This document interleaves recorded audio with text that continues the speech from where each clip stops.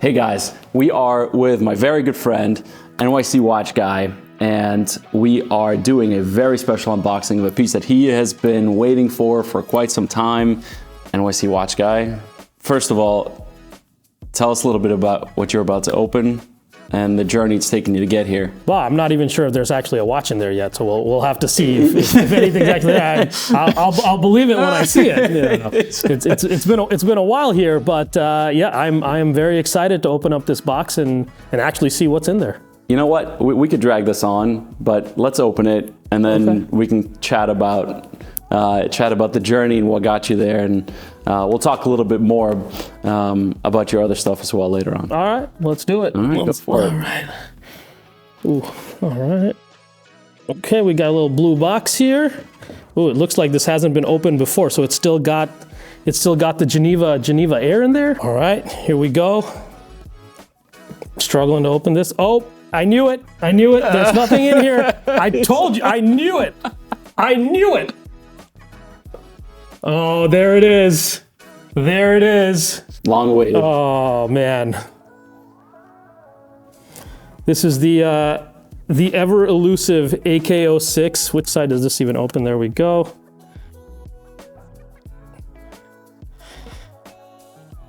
In stainless steel. Most importantly, number 23, which is, as you all know, the GOAT's number. Ooh. Oh yeah. Yeah, I could hear that. Oh man. It's working. It's a good sign. Strap this baby on.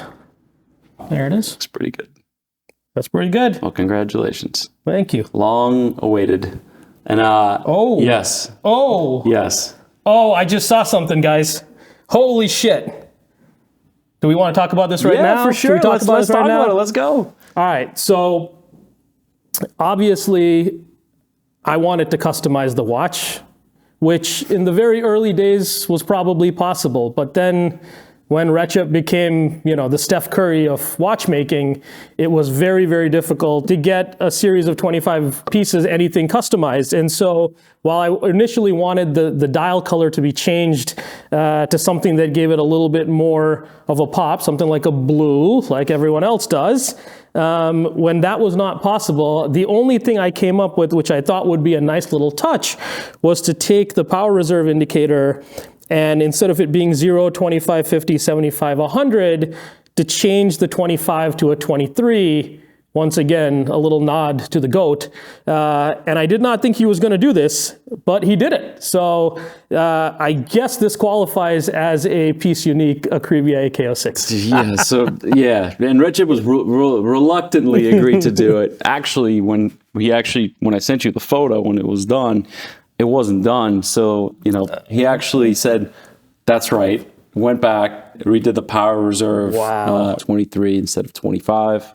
And this is officially the very last AK-06 that I am delivering. It's pretty remarkable because we've seen such an incredible evolution in the watchmaking. You know, I've seen a few of these, both in the steel as well as the titanium, and you could just see the incremental development for the better in terms of the overall finishing, the watchmaking, just the execution. So sometimes it's best to be last. Best to be last. All right. For sure. How did you get to this point? How did you get to the point where you're like, okay, I'm finally ready to order this after, you know, seesawing for, you know, flip-flopping for forever? Obviously, I have to give you a lot of credit for getting me over the hump. My only gripe with this watch from the beginning was the case shape is a little bit like a cushion, and I've got a little bit of an aversion to cushion-shaped cases. Yes, you do. And I told you that. I said I love everything about them, but the case is just annoying me. And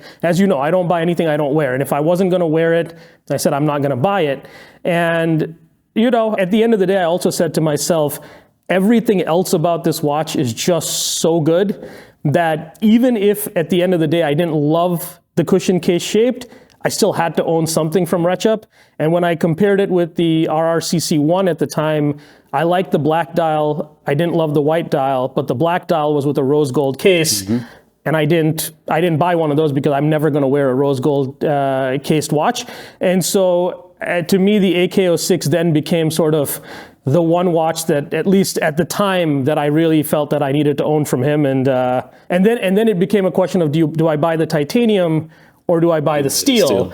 And unfortunately, our good friend Ted, who also lives in New York, has number 23 in titanium. And so the only 23 that was left was going to be steel. That's how I ended up with this one. I've always said the AK-06 is probably the most quintessential Akrivia, because it showcases everything that they do so well. And just the amount of time it takes to decorate the dial side might be even longer than the amount of time it takes for them to decorate the movement side. I'm happy you decided to pull the trigger.